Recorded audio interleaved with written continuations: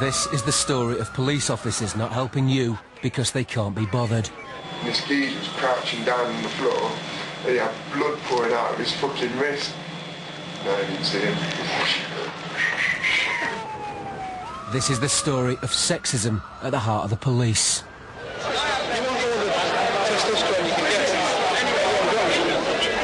This is the story of a female police officer who believes her own force doesn't help victims of rape. If I'm ever raped, then fucking hell, I'm not reporting it to the police. I'd rather do myself in, because the help you get from these people are just ridiculous. This is the story of a public institution frustrated by endless paperwork. So don't go to CPS, and if you do, just poke the bitch's eyes out for me. And this is the woman who went undercover to show you the reality of policing in Britain. Tonight on Dispatches, Nina Hobson is the real secret policewoman.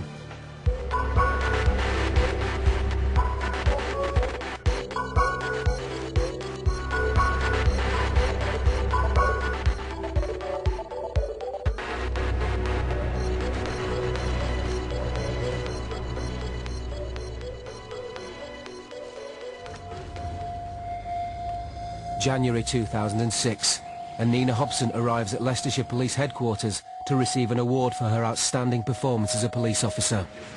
Invite Nina Hobson to come forward. Deputy Chief Constable David Lindley congratulates Nina and a colleague on their work.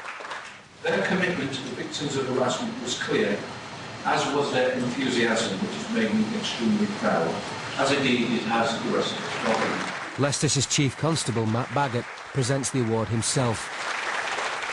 What neither he nor his deputy know is that Nina Hobson is an undercover reporter. As part of a Dispatches investigation, Nina had rejoined the police 9 months earlier.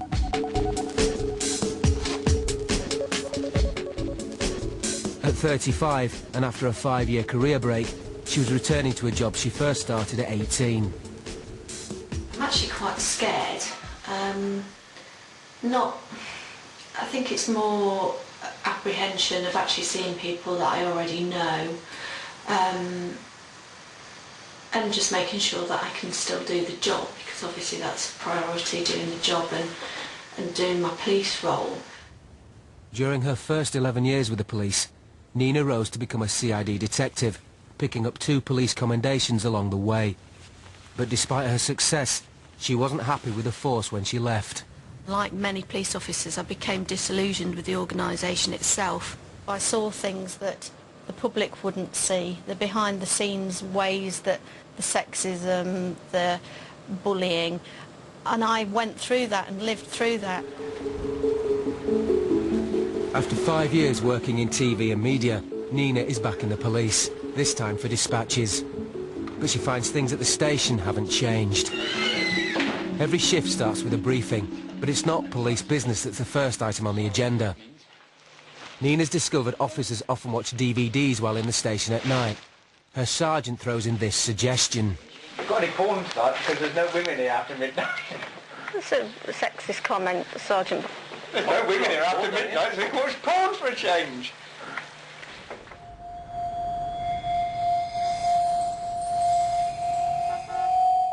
These officers are supposed to be patrolling the M1. Instead, they drop around to Nina's house. So how are you? Good. This is very nice. The 2 officers come round to see me because they're traffic officers. They normally work on the motorway. I happen to live probably 25 miles away from the motorway. They called in for a cup of tea. So where should you be then now? How's it work? Between junction 21 and junction 18. Where's South Motorway car? Junction 21 and junction 18. Junction what? Video. Oh. But I'm only part-time, so I only get... I've got to show you this. Is it sick? Yeah. The stuff that they showed me on their mobile phone was absolutely disgusting. I don't want to see any more. No, nothing. They're disgusting. Oh no, I know what you're on. Monica Pony. You're on about. I don't want to see any with ponies. No, this one's different. It's not what you're thinking. Seriously. That's it.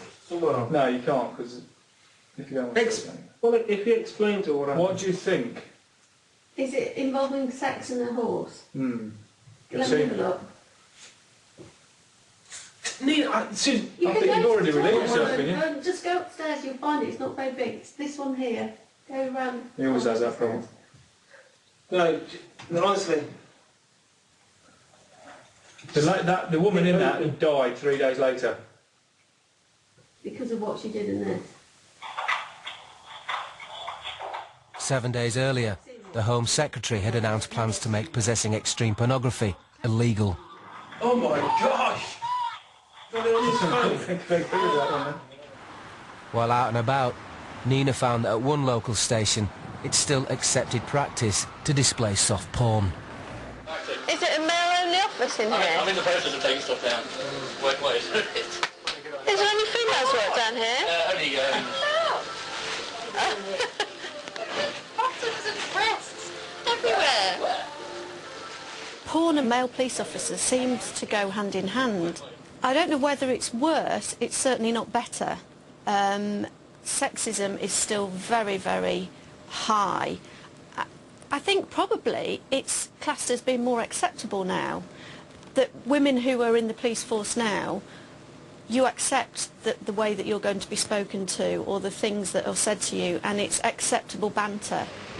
And the males tend to think if you don't agree with it, you shouldn't be in the job. It's not just PCs with porn that Nina encountered. She also found that being a woman defined her job in a way she found unacceptable.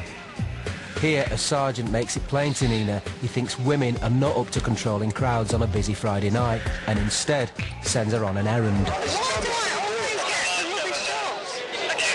I'm not probationary anymore. I need to make sure that my shift. And he said, I'm sorry, Nina, that I gave you that job, but at the end of the day, you were the woman. It's kicking out time, and I want blokes out on the streets for any fights that might happen. you might call me sexist, but you want all the testosterone you can get. I think I was just, oh, what chance have I got? If that's how my sergeant is thinking, that women basically aren't up to the job.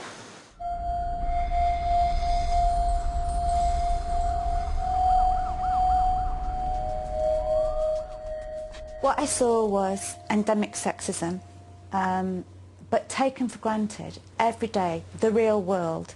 This is men's real world, where they objectify women, where they watch pornography, where they make jokes about women's bodies. How can they firstly respect the women officers who they work with because of that, but also deal respectfully with women who are coming in complaining about sexual violence? The sergeant isn't alone in believing some aspects of police work aren't suitable for women. So why didn't you want your girlfriend to join?